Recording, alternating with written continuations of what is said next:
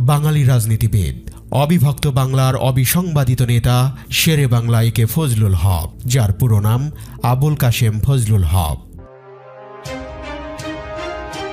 বিংশ শতাব্দীর প্রথমার্ধে বাঙালি কূটনীতিক হিসেবে বেশ পরিচিত ছিলেন।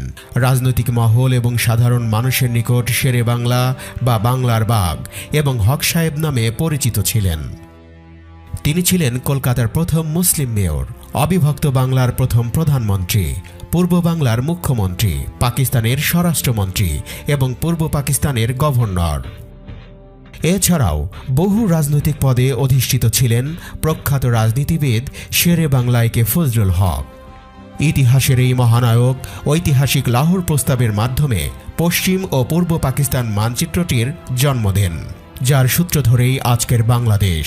সেই দিন যদি ভারত বিভক্ত না হতো তাহলে আজ আমরা স্বাধীন বাংলাদেশ পেতাম না। আজ বাংলাদেশ প্রথম যাদের কাছে ঋণী তাদের একজন শেরে বাংলা একে ফজলুল হক। ফজলুল হকের শিক্ষক আচার্য প্রফুল্লচন্দ্র রায় বলেছিলেন, ফজলুল হক মাথার চুল থেকে পায়ের নখ পর্যন্ত খাঁটি বাঙালি। সেই সঙ্গে ফজলুল হক মাথার চুল থেকে পায়ের নখ পর্যন্ত খাঁটি মুসলমান। খাঁটি বাঙালি আর খাঁটি মুসলমানের এমন অপূর্ব সমন্বয় আমি আর দেখি নাই। বাঙালি যদি ফজলুল হকের মর্যাদা না দেয় তবে বাঙালির বরাতে দুঃখ আছে। মুসলিম লীগের লাহোর অধিবেশনে মোহাম্মদ আলী জিন্না বক্তব্য দিচ্ছেন। হঠাৎ করে একটা গুঞ্জন শুরু হলো। দেখা গেল জিন্নার বক্তব্যের দিকে কারো মনোযোগী নেই। জিন্না ভাবলেন ঘটনা কি। এবার দেখলেন এক কোণার দরজা দিয়ে ফজলুল হক সভা মঞ্চে প্রবেশ করছেন। সবার আকর্ষণ এখন তার দিকে। জিন্না তখন বললেন, when the tiger arrives the lamb must give away, অর্থাৎ বাঘ এলে ভেড়াকে তো তার স্থান ছেড়ে দিতেই হবে। এই সম্মেলনেই তিনি উত্থাপন করেছিলেন ঐতিহাসিক লাহোর প্রস্তাব। পাকিস্তান প্রতিষ্ঠার ইতিহাসে লাহোর প্রস্তাব ছিল একটি ঐতিহাসিক দলিল, যা পরে পাকিস্তান প্রস্তাব নামে পরিচিত হয়।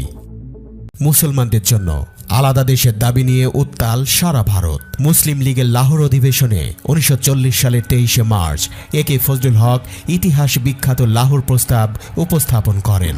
মোহাম্মদ আলী জিন্নার সভাপতিত্বে লাহোরে অনুষ্ঠিত নিখিল ভারত মুসলিম লীগের অধিবেশনে জ্বালাময়ী বক্তৃতায় প্রথম পাকিস্তান প্রস্তাব পেশ করেন।